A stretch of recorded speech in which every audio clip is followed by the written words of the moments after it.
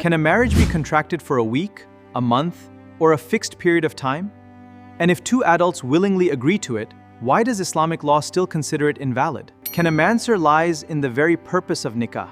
In Islam, marriage is intended to establish a family, preserve lineage, and provide long-term stability. In this lesson from Kitab al-Nikah, we examine nikah al-Mut'ah and time-limited marriage, and why classical Hanafi jurists considered them invalid. That nikah al-Mut'ati wal-Mu'aqqati batil.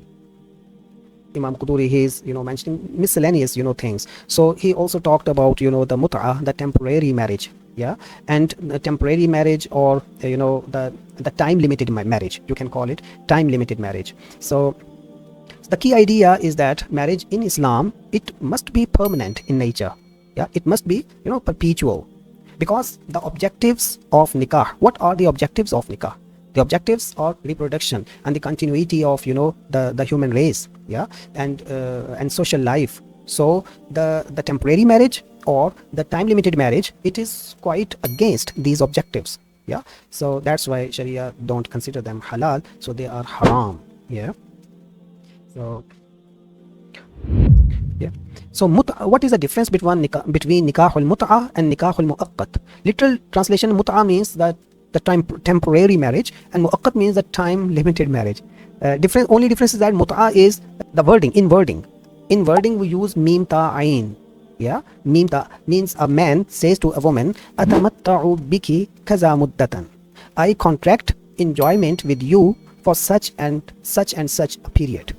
Got it? So this is called Mut'ah, because the Mut'ah wording used here. Two things: the Mut'ah enjoyment wording and the period, the time period. These two things are mentioned in nikah al-Mut'ah.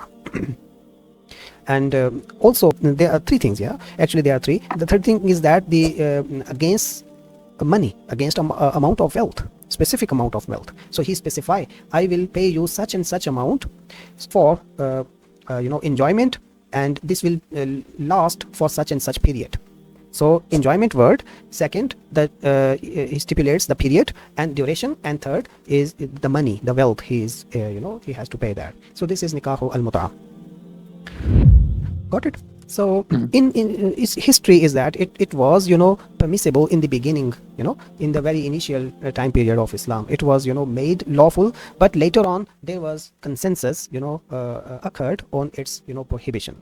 So it was now abrogated. There is Ijma, there is no different opinion upon the on this matter.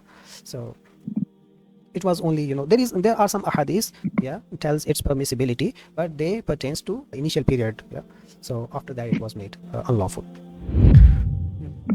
So he says nikah al-Mut'ah and temporary marriage, wal mu'aqqati and time limited marriage, batilun, they are invalid. This concludes our discussion on nikah al-Mut'ah and time limited marriage in Hanafi fiqh. If you found this lesson beneficial, consider subscribing and following the Kitab al-Nikah series as we continue our study of al-Quduri.